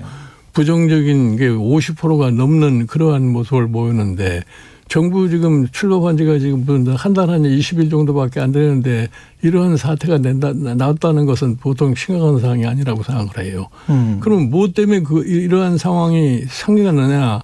이거에 대한 진단을 갖다가 빨리 해가지고서 그거에 대한 수습책을 강구를 하지 않으면은 점점점 어려운 상황으로 갈 수밖에 없지 않나 이렇게 봐요. 정권 초에 중앙일보도 그런 진단을 내놨던데요. 그러니까 노조, 공기업, 경찰 이렇게 너무나 많은 숫자를 한꺼번에 적으로 두는 그런 정책들을 잇따라 발표를 하고 있다. 그게 맞느냐? 아니 그러니까 내가 보기에는 사실 정부가 새로 수립을 하면은 예. 저 인수위 시절에 이미 지금 우리나라가 어떤 상황에 직면했다는 것을 정확하게 진단을 하고 거기에 맞는 대책들을 초기에 내놓을 수 있는 그런 준비가 했었어야 되는 건데 예. 실질적으로 인수위가 끝나고 정부가 출범을 했는데 내 개인적으로 그렇게 봐요. 과연 이 사람들이 한국이 당면하고 있는 상황에 대한 진단을 갖다 정확하게 하고 있느냐 하는 것이 보이질 않아요. 그러니까 거기에 대한 정확한 대책이 나올 수 없고 정확한 대책이 나오지 않으니까 국민의 미래에 대해서 굉장히 불안하게 생각할 수밖에 없는 상황이 아니냐. 그래서 지금 여론조사도 그런 형태로 좀 나타나고 있는 거라고 저는 봐요. 추경호 부총리가 과도한 그 임금 상승은 좀 자제해달라 이런 이야기를 했지 않습니까? 근데 이제 자유주의 시장 경제에서 임금 상승이 이제 인플레이션 때문에 어쩔 수 없이 일어나는 현상인데. 아니, 근데 예. 이 사실은 자유주의 시장 경제라는 거는 그거는 상식적인 얘기인데 그렇죠. 그걸 갖다 앞세운다는 것이 내가 보기에는 정책을 하는 사람들로서 뭔가 잘못된 사람이라서. 지금 상황에서 정부의 역할이 뭐라고 하는 것을 확실하게 인식을 하고 얘기를 해야지 막연하게 자유주의 시장 경제, 뭐 민간주도 경제 이래 가지고서 경제 문제를 풀 수가 없어요. 쉽게 얘기해서 옛날에 이명박 정부 초기에 기업 프렌들이라는 얘기를 하지 않았어요. 그렇죠. 그러다가 한 1년 지나다가 이제 상황이 나빠지니까 또 뭐 서민 위주로 간다고 그러지 않았어요. 예. 이번에 정부가 발표한 뭐 민간주도 경제라는 게 민간주도로 해온 거지 무슨 정부가 주도했다는 게 말도 안 되는 소리인데 그런 소리를 하니까 결국은 모양만 바뀌어가지고 말이 바뀌었다 뿐이지 역시 또 이 사람들도 기업 프렌들리로 가면서 핑계댈 게 없으니까 민간주도라고 하지 않았느냐는 이런 인식이 깔려질 수밖에 없어요. 그런데 그렇죠. 지금 실제로 우리나라 경제 상황을 보고 같으면 소위 우리나라의 재벌그룹이라고 하는 사람들은 나는 국제적인 경쟁력을 가지고 내버려둬도 자기네들끼리 마음대로 경제를 운영할 수 있는 힘을 가지고 있는 사람들이다예요. 예. 그런데 실제로 우리가 가장 심각한 상황은 뭐냐면 지금 지난 2012년서부터 그 당시에 금융위기 이후에 경기 침체 상황에서 회복되지 못한 우리나라의 소위 중소기업들 이 사람들이 지금 거의 지금 사실 엄중한 상황에 놓여 있는 거예요. 그렇죠. 한계 기업들 많죠. 그런데 그런 사람들에 대한 별다른 대책이 아무것도 없어요. 그게 정부의 역할이 돼야 되는데. 그러니까 정부의 역할이라는 것은 시대의 상황에 따라서 변해야 된단 말이에요. 네. 예를 들어서 60년대 70년대 그런 동안은 우리나라 경제 발전을 하기 위해서 정부가 재벌 위주로다가 그렇죠. 계속해서 정책을 운영하는데 이제는 네. 그 사람들은 다 자라서 사실 정부와 막상대할 수 있는 힘을 정부보다 힘이 더 가지고 있는 글쎄요. 그런데 그러면 그 다음에 사람들을 어떻게 끌고 가야 할 거냐 하는 것에 대한 정부의 관심이 있어야 되는데 그런 게 보이질 않는 거예요. 그 외교 정책과 관련해서도 미국 콜롬비아 대학의 제프리 삭스 교수가 KBS와 인터뷰에서 그런 이야기를 했더라고요. 좋은 외교 정책이 좋은 경제 정책이다. 특히 지금 미중 갈등 그다음에 전쟁이 있는 상황에서 유럽에서 어떻게 보십니까? 윤석열 정부의 외교 정책. 그런데 사실은 미중 갈등이라고 하는 것이 이제 과거의 냉전 시대하고 다른데 예. 과거에 이제 이 냉전 시대는 소련과 미국과의 군비 경쟁으로다가 이제 경쟁을 하지 않았어요? 예. 그래서 뭐 누가 핵을 많이 갖느냐 뭐 등등 해가지고 했는데 지금의 미중 갈등이라는 것은 중국이 갑작스럽게 경제적으로 미국을 소위 능가하려고 하는 그런 모습을 보이니까 그렇죠. 거기에서 발생한 것이 미국의 반응 아니겠어요? 그러니까 지금 뭐 미국이 중국을 어떻게 하면은 봉쇄를 할 거냐 하는 이런 상황으로 가는데 내가 보기에 이 경제를 가지고서 이게 봉쇄한다는 것이 그렇게 쉽게 성공하리라고는 보질 않아요. 아, 쉽게 성공하지는 못할 것이다. 굉장히 지난한 예를 들어서 중국에 대한 압박을 가하면은 중국 자체는 자생력을 갖다가 회복하기 위해서 우리도 하여튼 빨리 어떻게 좋은 거를 만들어낼 수 있느냐의 노력을 경주를 할 거예요. 그렇겠죠. 그건 과거에 우리 산업혁명 과정에서 우리가 그 예를 볼 수가 있는데 영국이 산업혁명을 제일 먼저 하지 않았어요. 예. 그 영국이 기술이 제일 발달한 나라예요. 그런데 이제 후발 국가들이 독일이나 그 당시에 미국이 후발 국가들인데 그렇습니다. 그 사람들이 영국 거를 모방을 해가지고 물건을 판매를 하니까 영국이 그걸 방지하기 위해서 이 생산국 표시를 하게 만들었단 말이에요. 그러니까 그래서 이제 이 독일 같은 데를 목을 조이려고 그랬는데 네. 그 독일 같은 데는 선택이 없잖아요. 네. 그러니까 자기네들끼리 노력을 해서 빨리 어떻게 좋은 걸 만들어내느냐. 그러다 결국 가서 나왔던 게 메이드 인 저머니가 나온 거예요. 결국은 자국 기술이 발전하게 되는 거죠. 그렇게 경제 논리라고 하는 것이 그렇게 힘의 논리로만 가다가 억누른다고 되지를 않아요. 무조건 부작용이 생기게 돼 있습니다. 아, 이게 지금 나토 다자 외교에서의 그 성과는 뭐가 될 수 있을까요? 그 방산이랄지 뭐 원전이랄지 이런 거를 수출을 많이 할 수 있지 않을까? 뭐 이 대통령실은 이렇게 이야기를 하고 있는데. 그러니까 뭐 각자 이해관계가 다 다르기 때문에 예.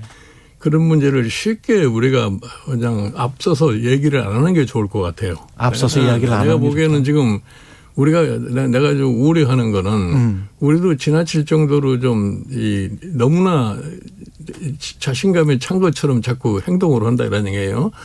쉽게 얘기해서 일본이 80년대까지 그렇게 얘기했어요. 모든 것이 일본이 넘버원이다 이런 얘기를 했는데 예. 최근에 와서도 우리도 듣자 하니까 무슨 뭐 BTS다 무슨 뭐 오징어 게임이다 이런 예. 것이 문화까지 뭐 세계를 지배하는 것처럼 이런 얘기인데 이럴 때일수록 우리가 정신을 차리고 조심을 해야 됩니다. 우리가 가지고 있는 제반 여건은 지금 우리가 말이 선진국이지만 선진국과 같은 그러한 사회 정치 구조를 갖고 있지를 못해요. 이것이 제대로 서로 똑같은 형태로 가자. 쉽게 얘기를 해서 우리가 사실 선진국이 지금 작년부터 선진국이라고 유엔이 인정을 했는데 예.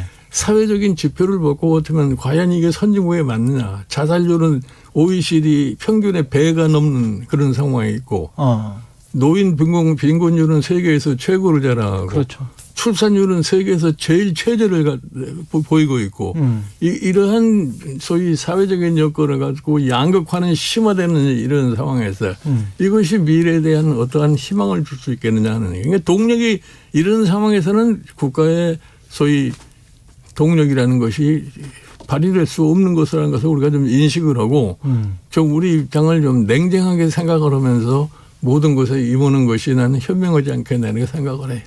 그 너무 말을 빨리 하거나 많이 한다라는 측면에서 봤을 때 도스태핑 그 기자회견 있지 않습니까? 출근길에. 그거는 어떻게 생각하세요? 좀 줄여야 된다라고 생각을 하십니까? 아니면은 계속 하더라도 뭔가 좀 정제를 해야 된다라고 생각하세요? 아니 나는 대통령에. 그렇게 생각해요. 그거는 이제 대통령 스스로가 판단해야 할 일이죠. 예.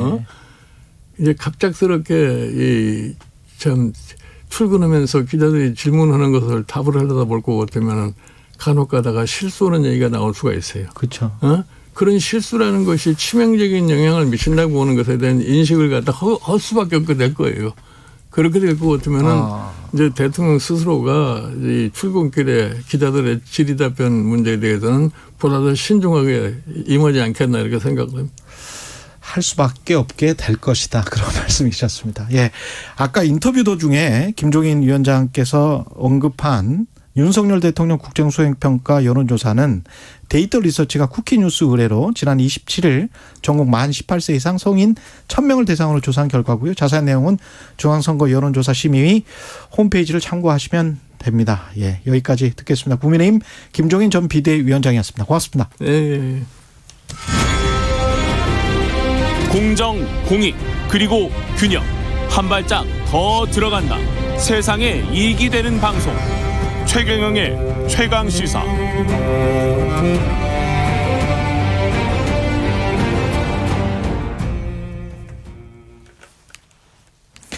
네, 어젯밤 북대서양조약기구 나토 정상회의가 열렸고요. 4년 9개월 만에 한미일 정상회담도 있었습니다. 국립외교원장 지냈던 김준영 한동대학교 교수 연결돼 있습니다. 안녕하세요, 교수님. 네, 안녕하십니까. 예, 새로운 전략 개념, 에서 중국의 위협을 처음으로 명시를 했습니다. 12년 만에. 이거 어떻게 보십니까? 앞으로 국제정세에 상당한 영향을 끼칠 것 같은데요. 예, 나토가 전략 개념 바꾸는 건 이미 얘기가 됐는데, 이제 그동안의 수위를 이제 사용하는 단어의 수위를 계속, 생각보다는 조금 약해졌어요. 왜냐하면 처음에는 당소에는 러시아는 enemy, 적이라고, 중국은 threat이라고 해서 위협이라고 나올 거로 봤었는데, 조금 한 단계 낮춰서 오히려 러시아가 위협으로 나왔고요. 중국은 구조적 도전? 챌린저로 나왔군요. 시스테믹 챌린저라고 나왔거든요. 그러니까 조금 처음부터 너무 자극하지 않는다라고 생각해서, 그거는 저는 전반적으로 조금, 걱정보다는 좀 들었습니다. 네. 나토 사무총장이 그 전에 이 정상회담 전에 했던 미국 인터뷰를 보면 스레시라고 돼 있더라고요. 맞습니다. 기본적으로 같은데 수위를 약간 단어 선택은 조금 낮춘 것 같아요. 챌린지 도전으로 바꿨다. 그런 측면에서는 조금 좀 시간을 번 것 같기도 하고 다행이라고 보는데, 이 상황은 어떻게 보십니까? 지금 러시아는 바로 또 속보가 뭐가 나오냐면, 푸틴이 스웨덴, 핀란드에 뭘 설치를 하면 나토와 관련해서 가만두지 않겠다, 이런 식으로 지금 또 러시아가 나오고 있는데, 러시아, 핀란드와 스웨덴이 나토를 가입을 하기로 했는데, 이게 지금 나토를 뭔가 다자나 아니면 G7 같은 거로 보는 거는 시각이 우리 언론에 좀 있는데요. 그건 좀 바뀌어야 됩니다. 왜냐하면 지금 전쟁 중에 물론 무기를 대긴 하지만 사실상 무기를 댄다는 거는 간접 전쟁을 하고 있는 것이고, 그렇죠. 유럽 한가운데가 지금 전쟁 중이라고 보시면, 그리고 지금 말씀하신 것처럼 러시아가 저렇게 나오는 이유는 처음 출발도 나토였단 말입니다. 그러니까 이게 우크라이나까지 하는데 또 그걸 확대시키고, 이 확대시키는 것은 러시아에게 분명히 위협된다는 부분, 이 부분을 정확하게 얘기를 하고 있는데, 물론 전쟁 중이니까 과장되겠죠. 저는 이제 일종의 예방적 경고라고 할 수 있겠죠. 그게 이제 전략 무기라든지 아마 이런 것들을 설치하는 것이 위협이 되기 때문에 아마 그렇게 나온 것 같습니다. 상황이 좋지는 않습니다. 상황이 좋지는 않고, 중국은 어떻게 반응하고 있나요? 근데 지금 중국을 우리 언론에서 여기도 참 구별을 안 하는데, 중국 정부가 있고요. 우리가 지금 주로 자주 이용하는 황구시보는 중국의 관영 매체인데, 관영 매체가 있고. 아무리 관영 매체라도 다른 겁니다. 그러니까 정부는 지금 우리나라를 얘기하고 있지 않습니다. 오히려 나토 전체적으로 비판, 나토 자체가 냉전이라고 지금 냉전 체제라고 얘기를 하고 있고요. 근데 황구시보에서는 한국을 비난하고 있습니다. 그렇군요. 근데 이제 그거를 한국 쪽에서 이건 주권 침해다, 이건 잘못된 반응입니다. 중국 정부가 했을 때는 주권 침해죠. 그러나 우리 예를 들어서 우리 조선일보나 우리 언론에서 친정부적인 언론에서 얘기할 수 있지 않습니까? 중국을. 그렇죠. 그거하고는 구별을 해야 되죠. 그러면 중국 정부는 아직 나서고 있지 않기 나토 때문에 전체만 비판하고 있습니다. 지금 우리 대통령이 가서 한미일 3국 정상회담을 한 거는 이제 북한과 관련해서 대북 제재를 강화하기로 했다, 이런 내용인가요? 어떻게 보세요? 그러니까 이거를 지금까지 사실 한미일이 협력 안 한 게 아니고, 적어도 대북 공조라는 말이 앞에 나왔었거든요. 그렇죠. 그런데 물론 내용은 대북 공조입니다. 지금 말씀하신 제재고인데, 이게 이제 한미라는 일종의 플랫폼이라 그럴까요? 이 틀 자체가 더 중요해지는 것 같습니다. 왜냐하면 25분밖에 하지 않았지 않습니까? 근데 미국 백악관은 이것을 역사적이라고 얘기를 했고요. 여기서 일본은 자기 방위 강화를 얘기했고, 이렇게 보면 지금 전쟁 중인 나토라는 플랫폼도 마찬가지고, 전반적으로 오히려 대북 공조라는 이 측면보다 우리가 한쪽에 진영으로 들어간다는 느낌이 훨씬 더 커서 조금 우려가 됩니다. 그러면 앞으로 이제 한미일 삼각 동맹 이 안에서 일본과 함께 어떤 가령 군사훈련도 할 수 있고 뭐 이런 상황이 되는 걸까요? 그러니까 그런 쪽으로 추세가 가는 게 문제라는 거죠. 저는 이게 우리는 처음엔 대북 공조라는 한정된 것만 딱 얘기를 했는데 이번에는 안보 협력도 얘기하고 다른 국가들은 다른 얘기를 하고 있으니까 지금 말씀하신 것처럼 그런 우려가 있는 거죠. 사실 한미일 동맹이라는 걸 요즘 우리가 너무 쉽게 쓰는데 굉장히 심각한 얘기입니다. 그렇죠. 북한이 우리 항상 그 이야기 해왔잖아요. 북한이 침공을 했을 때 일본군이 한반도에 들어오느냐 안 들어오느냐의 문제까지 포함되어 있는 내용이잖아요. 그럼요. 이게. 그리고 미국은 자기들의 일부의 책임을 상당 부분 일본이 해줬으면 좋겠다고 생각하고 있겠죠. 그거는 저는 미국의 전략 개념으로 그렇게 볼 수 있는데 그래도 우리한테는 전혀 다른 의미를 갖고 있으니까요. 윤석열 대통령의 나토 그 첫 연설 이거는 어떻게 보셨어요? 저는 뭐 그래도 혹시나 했습니다. 왜냐하면 지금 전쟁 중인데 갔고 저는 사실 나토의 첫 번째 외교가 갔다는 거에 대해서 저는 적절하지 않다고 보는 사람 중에 하나인데요. 또 가서 예를 들자면 세계 평화를 위협하는 국가라는 애둘러 러시아를 표현하긴 했습니다. 그런데 당초에 러시아를 공개적으로 얘기하고 혹시 무기 제공까지 얘기하지 않을까 했는데 뭐 제가 보기엔 3분 안에 그런 얘기가 하기 힘들었을 것 같고요. 그래도 애둘러서 얘기한 것은 큰 사고는 아니다라고 생각합니다. 나중에 혹시 나토에서 방위비 분담 이야기를 우리한테 할 수 있습니까? 문제는요. 이번 나토는 철저하게 미국의 디자인에 의한 틀입니다. 지금 이번에서 이 아시아에 미국이 제일 믿고 있는 동맹들과 나토를 연결시켰고요. 또 우리는 그 대통령실 1차장께서 또 연말에는 확실하게 이것은 한 나토 이 파트너십을 하겠다고 얘기를 하고 있기 때문에 이제 앞으로 이런 틀 자체가 어떤 방식으로 가게 되는지 우리가 너무 진영에 빨리 가담하는 거 아닌가. 이게 좀 속도가 너무 빠르다. 그리고 중국과 러시아의 관계가를 어떻게 지금 생각하고 있는지 이 부분에 대해서 조금 지나치다, 속도가 빠르다 이렇게 좀 생각합니다. 저는.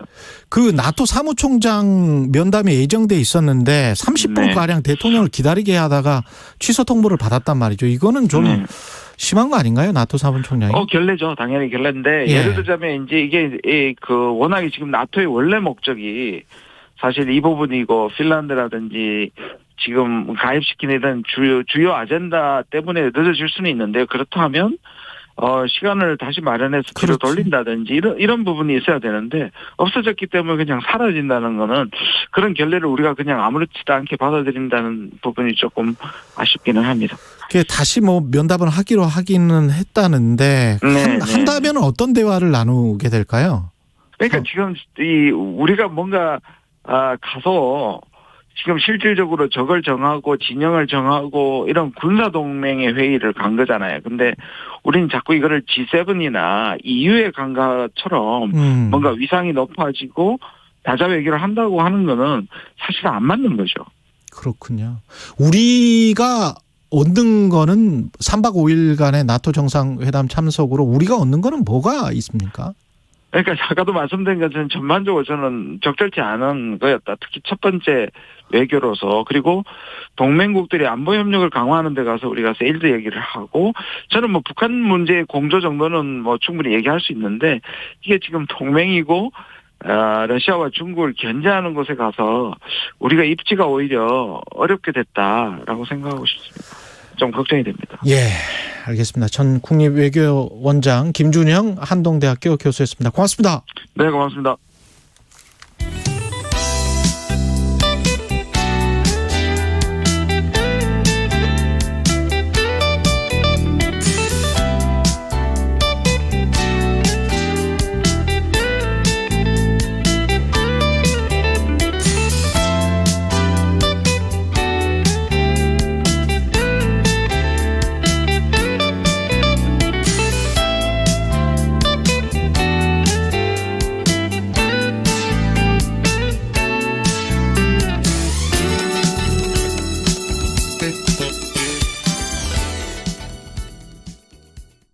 잠시 후 8시 반부터 일부 지역국에서는 해당 지역 방송을 보내드립니다.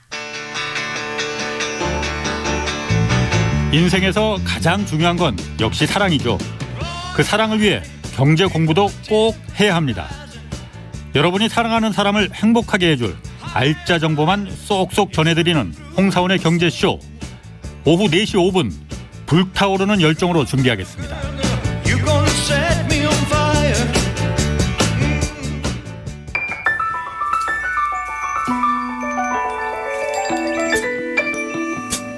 부족해도 괜찮아요. 실수해도 괜찮아요. 길을 잃어도 괜찮아요. 우리에겐 우리가 있잖아요. 매일 오후 5시 5분 주진우 라이브. 지금 시각은 8시 30분입니다. KBS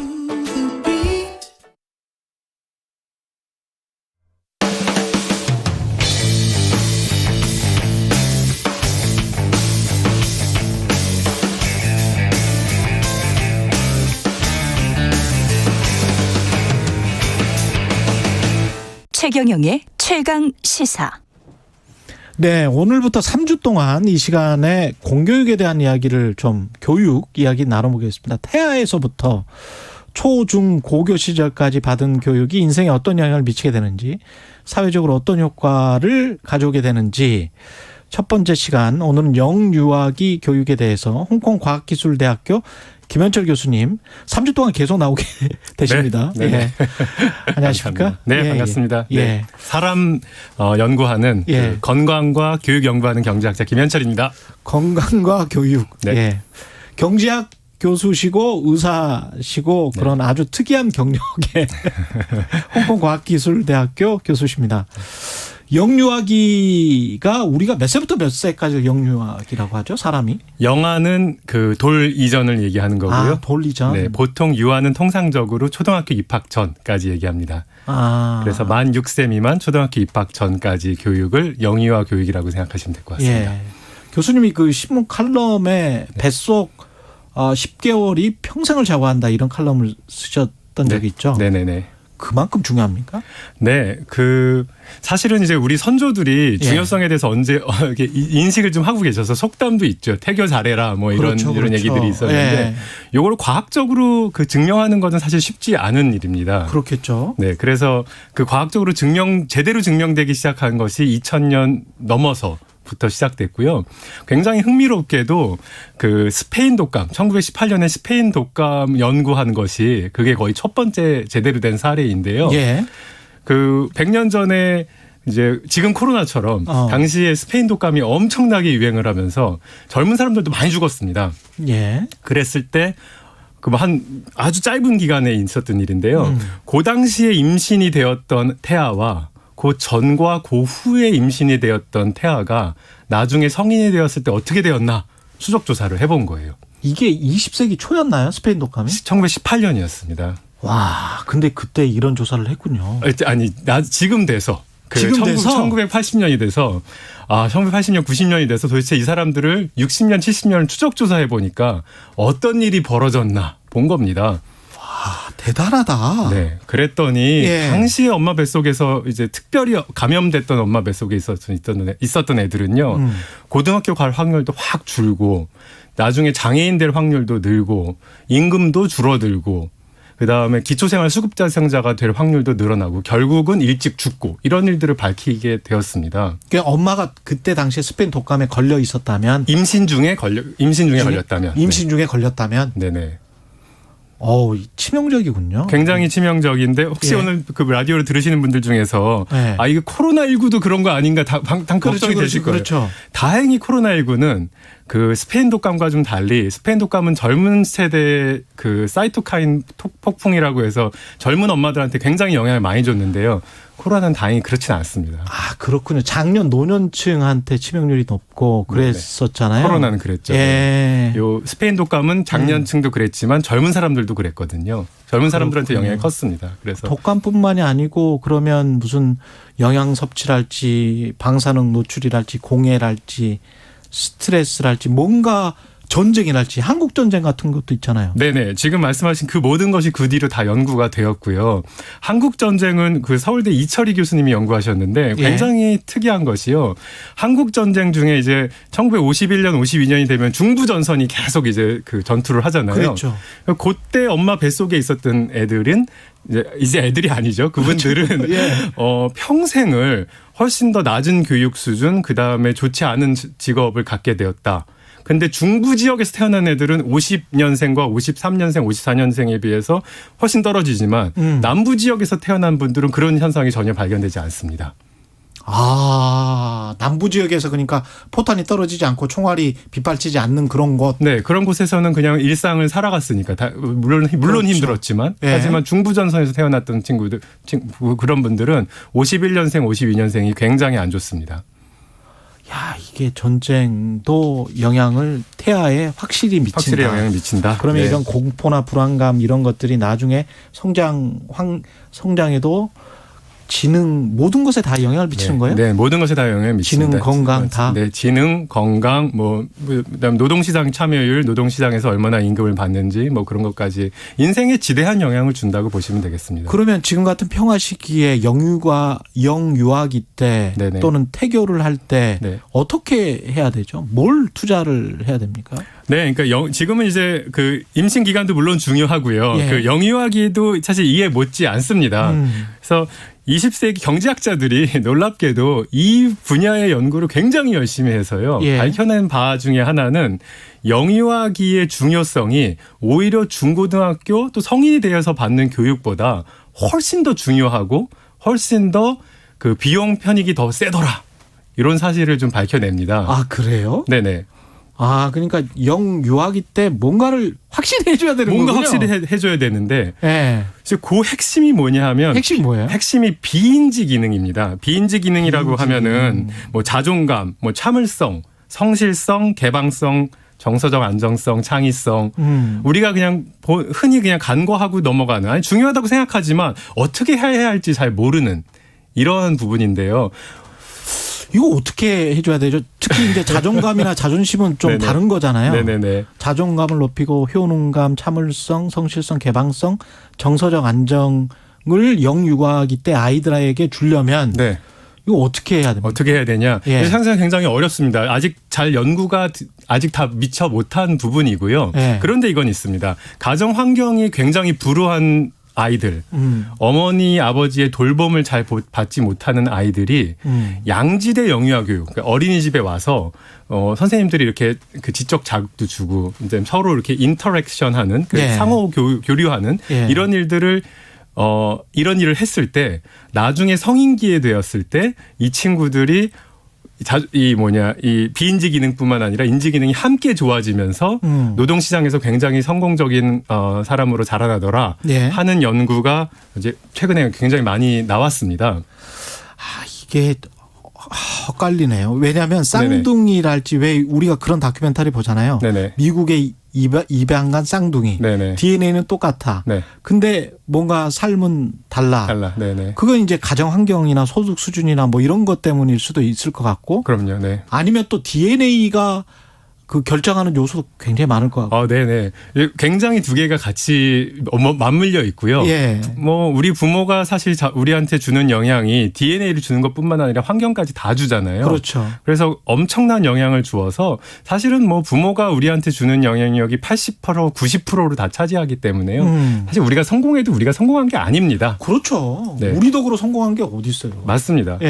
그런데 이제 여전히 그래도 환경적인 개입이 들어갈 여지가 있기 때문에 이런 불우한 청년들, 불우한 아이들은 국가가 양질의 프로그램을 제공했을 때 굉장히 나중에 그 좋은 아웃컴이 나오는 거거든요.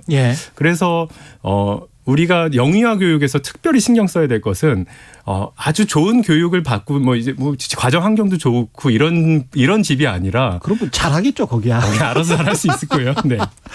가만 놔두면 학대당할 수도 있고 제대로 된 교육을 전혀 받을 수 없는 이 아이들을 잘 이런 아이들까지 포괄해서 양질의 영유아 교육을 주는 것은 국가가 이제 꼭 책임지고 해야 될 일이라고 생각합니다.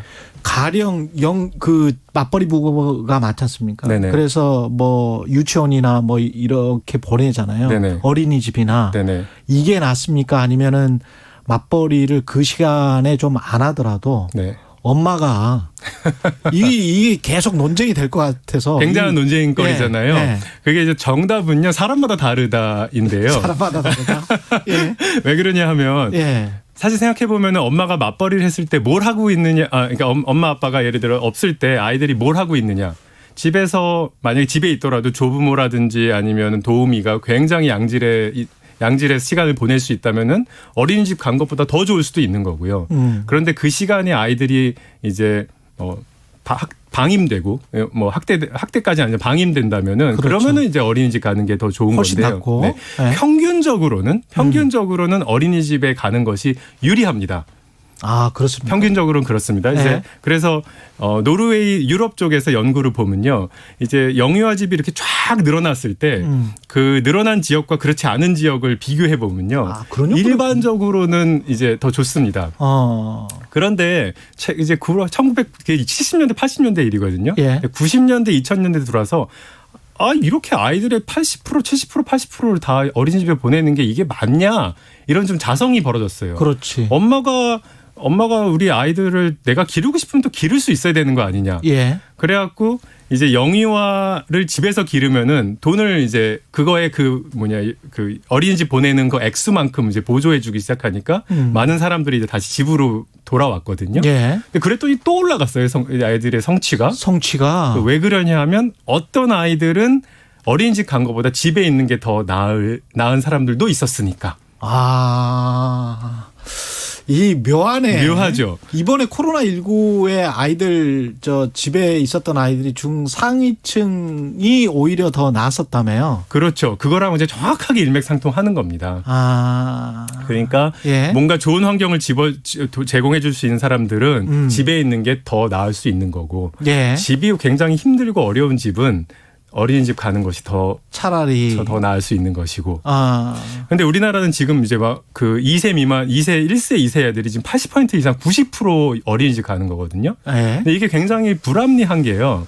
뭐냐 하면, 내가 어린이집을 보내면은 정부에서 보조금이 이제 50만 원, 60만 원, 70만 원 나오는데요. 예. 내가 집에서 애를 키우면은 10만 원, 15만 원 나옵니다. 나이에 따라서 좀 다르지만. 그렇죠. 이제 이러면은 부모들이 어떤 생각을 하냐면 나 안 보내면 손해네. 어린이집 안 보내면 손해네. 경제적으로 그렇게 선택을 하겠죠. 합리적 선택이라고. 합리적 선택이라고 볼 수도 있죠. 예. 근데 이게 폐해가 있다는 겁니다. 어떤 집은 집에서 나는 키울 수 있고 이거 우리 부모님이 돌봐줘서 나 부모님께 용돈으로 드릴 수도 있는 일인데. 그렇죠. 이 부분에 불공평이 있으니까 사람들이 지나치게 시설화. 그러니까 안 보내는 게 더 유리한 집까지도 모두 다 이제 보내게 되는 현상이 그러네요. 지금 있고요. 이것은 정부가 좀 개선해야 되는 게 아닌가라고 생각합니다. 차라리 그러면 뭐 바우처 형태로 다 준달지. 네. 예. 그렇죠. 지금 이제 그러니까 본인이 선택할 수 있도록 본인이 선택할 수 있도록 내가 어린이집 보내건 집에서 키우건 조부모한테 맡기건 똑같은 양의 정부가 그걸 차별하지 말고 같은 액수를 주면은 그렇죠. 가장 부모들이 잘 알거든요. 우리 아이를 어떻게 키울지에 대해서 방법에 대해서. 예. 그래서 본인이 잘 선택할 수 있도록 시장 왜곡시키지 말고 똑같은 액수를 주라. 이게 주라. 이제, 그러면 그 가난한 극빈 계층 특히 이제 뭐 먹고 살 것도 없다. 네네. 그런 경우는 어떻게 해야 될까요? 그러니까 그 보조금을 다른 쪽에서도 받고 뭐 이것도 받고 이렇게 되는 겁니까? 어떻게 되는 거예요? 선진국 같은 경우는. 아니, 우리나라 같은 경우에 거의 이제 영유아 그 보육이 거의 무료잖아요. 굉장히 잘하고 있다고 저는 생각이 들고요. 이제 돈이 너무 많은 것도 어쩌면 문제일 수도 있지만 어쨌든 굉장히 잘하고 있는 것이고 우리나라의 누리교육 과정들을 보면은 아이들의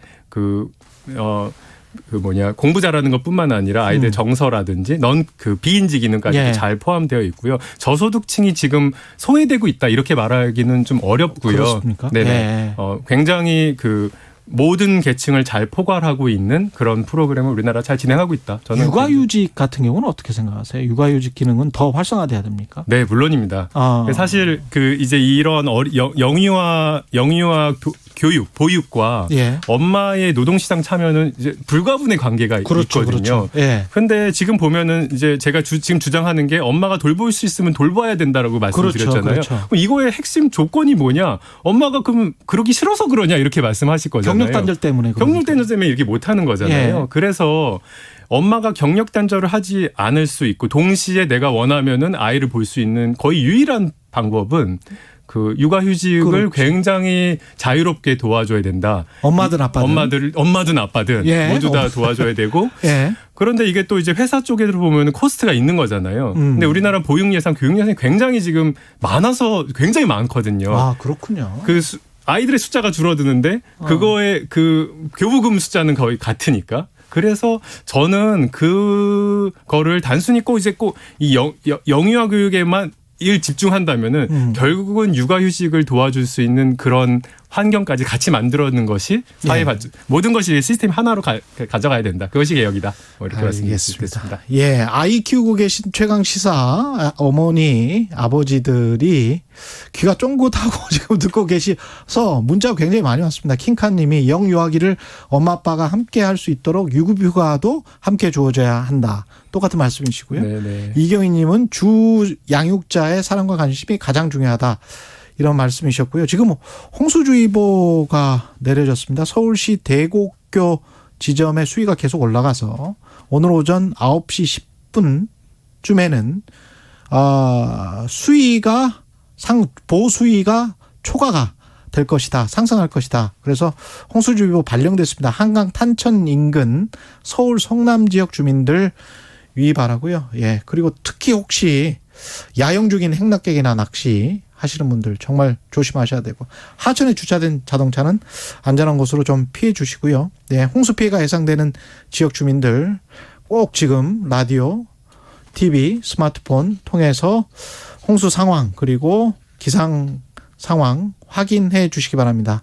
한강 홍수 통제소가 590-9990부터 8번까지예요.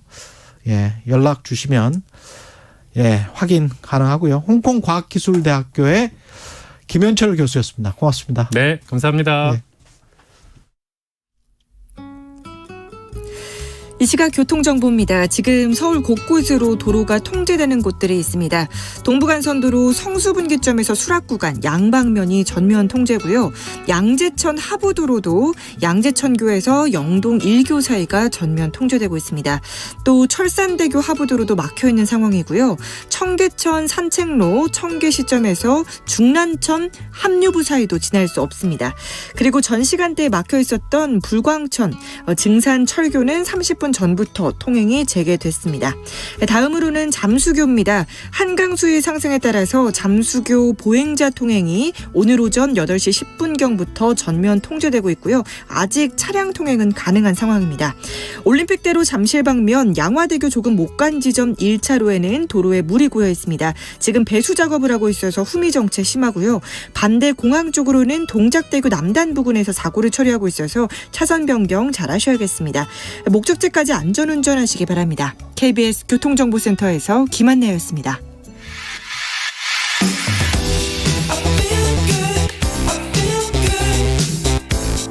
세상에 이익이 되는 방송 최경영의 최강시사.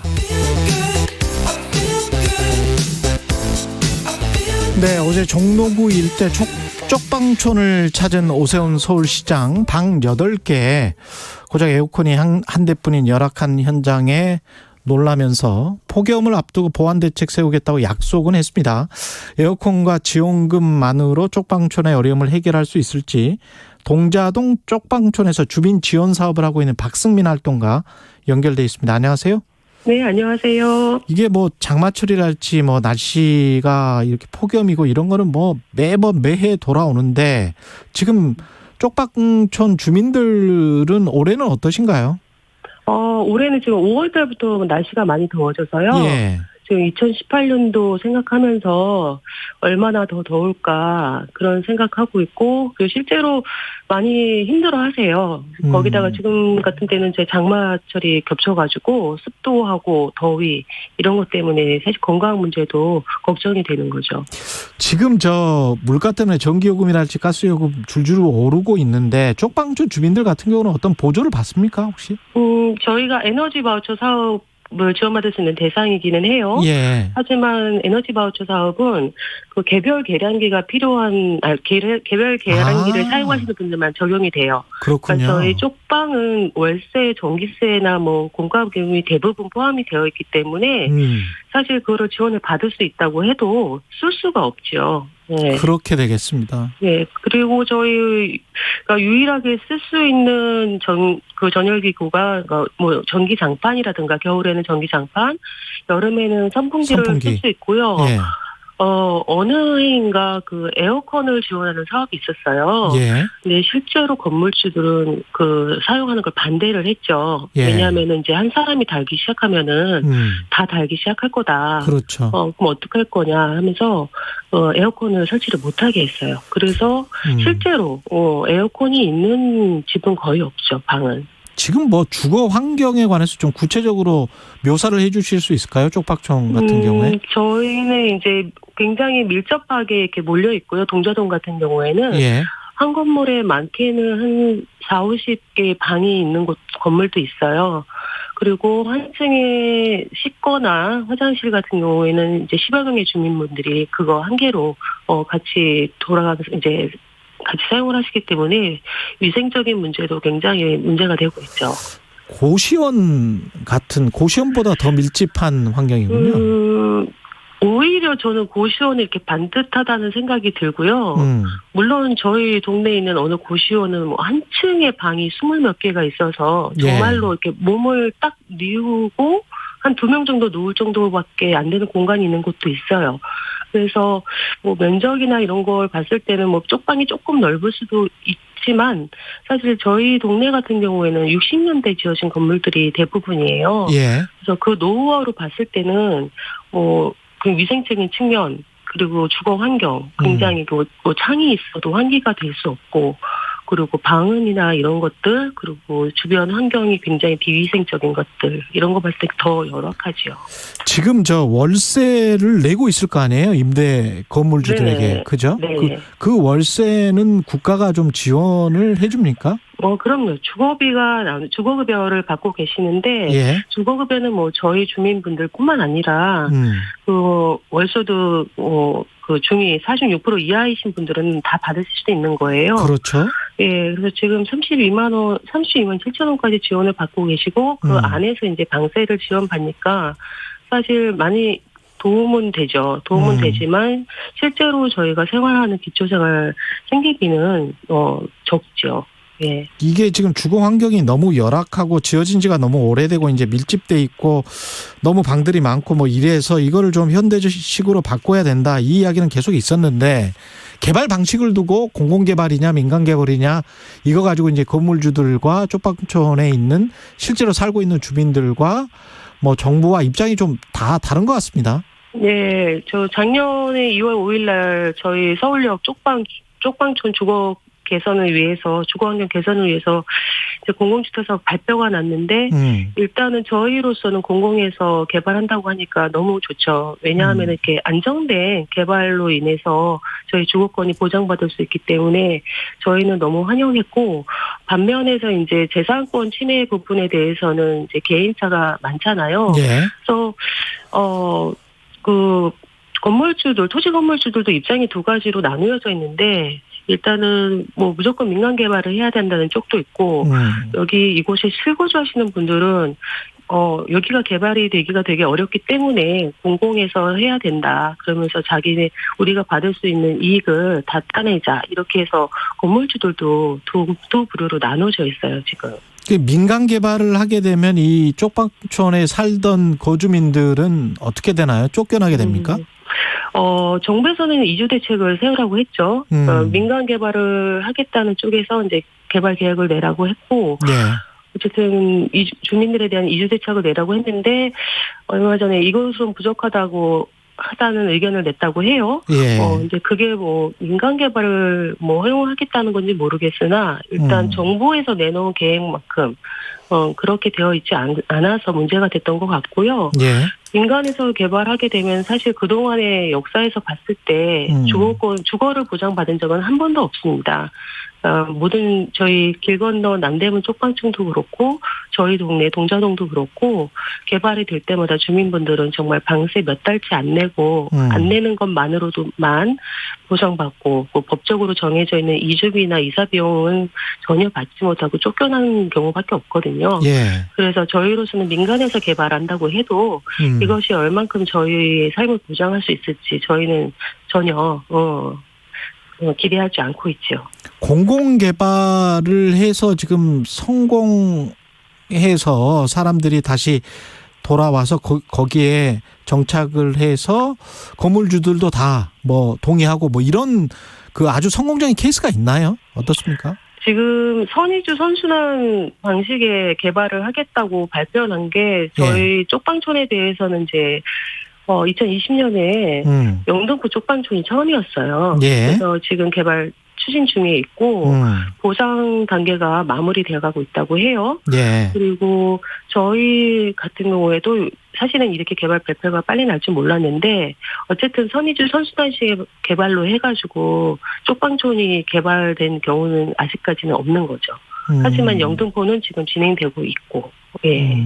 그러니까 이게 인간이 의식주가 기본인데 주 중에서 최소한의 어떤 공간에 그나마 좀 살 수 있게 해달라는 그 정도의 요구인 거잖아요. 예, 저희 외부에서 저희 동네에 와 보시면은 다들 깜짝 놀라세요. 예. 그리고 이런 데가 있을지는 상상도 못했다 사실. 아직도. 예. 그래서 정말 옛날 어느 TV에서나 봤을 법한 정말 다들 경악을 하시거든요. 어떻게 지금 우리 이 시대에 이렇게 살고 있는지 모르겠다고 하시면서 지금 저희 주거 환경 개선 문제는 정말 필수적인 것이고 이것을 보장받기 위해서는 공공개발이 필요한 거죠. 예. 네. 그 8월 중에 정부 주택 공급 계획이 나올 것으로 예상되는데 여기에 포함이 될까요? 어떻게 보세요? 사실 그동안에 정권이 이제 바뀌었잖아요. 정권도 바뀌고 서울시장도 바뀌고 그래서 그리고 또 LH 사태가 있었기 때문에 국토부에서는 좀 많이 동력을 잃었다고 해야 되나요? 그런 것도 있고 저희는 어쨌든 간에 저희 주거권 받아야 한다고 계속 요구하고는 있지만 모르겠어요. 좀 불안한 마음도 사실은 있습니다. 알겠습니다. 예, 여기까지 듣겠습니다. 동자동 사랑방의 박승민 활동가였습니다. 고맙습니다. 감사합니다. 예, 6월 30일 목요일 KBS 1라디오 최경련의 최강시사였고요. 저는 KBS 최경련 기자였습니다. 내일 아침 7시 20분에 다시 돌아오겠습니다. 고맙습니다.